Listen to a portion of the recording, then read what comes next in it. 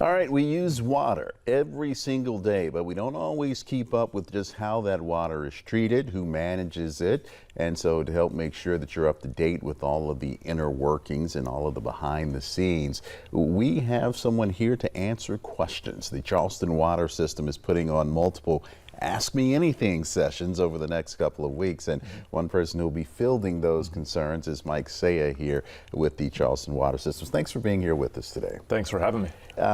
What's the question you get asked all the time as it regards water? Why is my bill so high? Hey, that's the a first good thing one. People Yeah. want to know. But a lot of people recently are asking us about lead and PFAS and other contaminants of emerging concern.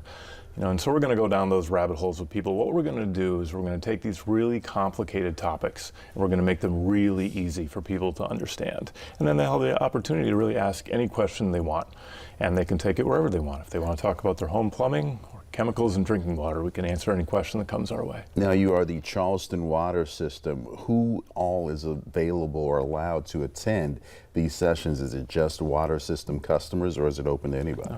Anyone from the public can attend. I'm going to be there at each and every session, answering every question I can, but a lot of our employees are expressing interest in wanting to join me too. So we have chemists, we have engineers who are probably going to be at a number of these different events. We're going to be able to handle anything that comes our way. So what can people expect to get from this session? They could expect to learn a whole lot and have fun doing it. Every single time we go out into the community and we're asked to talk about one or two topics, we end up staying for an hour or maybe 2 hours later because people ask us anything and the conversation just keeps going and going.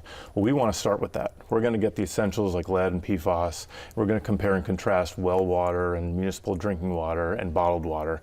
We're going to do that in the first 5 or 10 minutes, and then we're going to open the floor to questions, and everyone who's there is going to learn from everyone else's question, and that keeps the conversation going, and we'll stay as long as people like. And I've always heard from professors and teachers there is no dumb question. The only question that's dumb is the one you don't ask, because that way you can't get an answer for it. That seems to be your philosophy as well.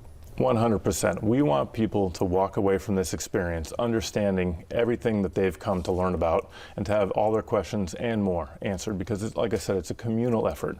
Your question informs me and vice versa, and so we'll just have a lot of fun with it, and we're incredibly transparent. We'll talk about rate increases, we'll talk about the bill at your home, why or why not you may be seeing a higher price or higher cost or an increase in usage, how to measure it, how to make sure you don't have leaks. Anything you want to ask about, we're going to get you the answer. Give me one thing that you think might blow our viewers' minds that they had no idea was happening with their water. Blow your minds? Well, a lot of people fear lead. They think that there's lead in the drinking water, but what we really do is we make sure we protect you from the lead pipes that are in your home and the lead leaching from the pipe into your own water. A lot of people think about Flint, Michigan, and they believe there's lead in that water, and there wasn't even lead in their water. It's all about leaving the pipes and coming into the drinking water when it's basically within your own plumbing for the most part. And there are certain things that are in the water that does come through your tap, but it's permissible. It's at certain parts per million or whatnot. How do you explain that to people that, hey, these things taken in a large quantity, they'll be doing bad things to you, but in this quantity, it's okay? Exactly.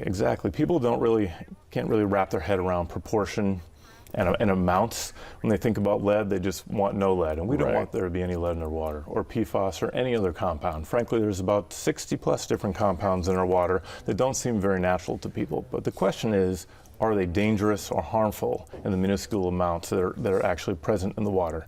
Because in most cases, you're exposed to many times or millions of times greater the amounts in your daily life from other sources. And so what we really do is dive into that. We're going to break it down. When you walk away from these events, you're going to fully understand the dangers or risks, and you're going to realize that, frankly, that your water is completely safe. There you go. Ask him anything for anything else that happens to be on your mind. The Charleston Water System, here are some of the dates and times for these Ask Me sessions, and if you need more, you can head to live5news.com and click on the big red box, or go to the Charleston Water System website.